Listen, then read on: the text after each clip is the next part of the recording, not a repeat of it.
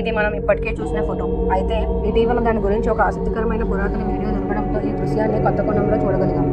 ప్రముఖ డెమోనాలజిస్టు ఎయిడ్ మరియు Lauren warriors 1976లో హెచ్చరించిన కమిటీవిల్ హర్రర్ హౌస్ ను పరిశీలించడానికి వెళ్ళినప్పుడు వారు ప్రకృతికి సంబంధించిన ఆధారాలను సేకరించాలని ఉన్నారు. కానీ వారు తర్వాత కనుగొన్న ఫోటో మాత్రం వారిని కూడా ఆశ్చర్యానికి గురిచేసింది. 112 ఓషన్ అవెన్యూలోని మిద్దె గదుల వద్ద టైం ల్యాబ్స్ మరియు ఇన్ఫ్రారెడ్ కెమెరాను అమర్చి చిత్రీకరించిన ఫోటోలో ఒక చిన్నారి తల బయటకు వచ్చినట్లుగా కనిపించింది. అతడి కళ్ళల్లో ఒక స్పార్కిల్నెస్ కూడా వారు కనుగొన్నారు. అది చూడడానికి చాలా భయానకం కలిగించింది. ఈ దృశ్యం తీసిన సమయంలో అక్కడ ఎలాంటి పిల్లలు లేకపోవడం వల్ల వారెన్ దంపతులు ఇది నిజమైన ఆత్మ అని భావించారు. వారు అనుమానించిన ప్రకారం ఇది 1974లో జరిగిన దారుణ హత్యలో మరణించిన 9 సంవత్సరాల జాన్ డియో ఆత్మ అని చెప్పారు. ఈ ఫోటో అమిటీవిల్ గోస్ట్ బాయ్ పేరుతో ప్రపంచవ్యాప్తంగా గుర్తింపు పొందింది. తాజాగా టిక్టాక్ లో దీనిపై చేసిన వీడియోలు వైరల్ కావడంతో ఇది మరోసారి పాపులర్ అయింది. వార్నర్ చెప్పిన పాత ఇంటర్వ్యూలో వారు ఇలా అన్నారు. వారి అభిప్రాయం ప్రకారం ఇది వార్నర్ బృందంలో సభ్యుడైన పాల్ బాట్స్ కావచ్చని అంటున్నారు. అతను ఏదైనా పరికరాన్ని సర్దేందుకు మోకాళ్ళపై కూర్చున్నప్పుడు కెమెరా ఆ ఫోటోను తీసుకుంటొచ్చని వాదిస్తున్నారు. అతని కళ్ళు ఇన్ఫ్రారెడ్ ఫ్లాష్ కు ప్రతిఫలించడంతో ఆ స్పష్టమైన వెలుగు కనబడుతుందని అంటున్నారు. అలాగే ఆ ఫోటోలో ఉన్న వ్యక్తి వేసుకున్న షర్ట్ మరియు పాట్ బాట్స్ వేసుకున్న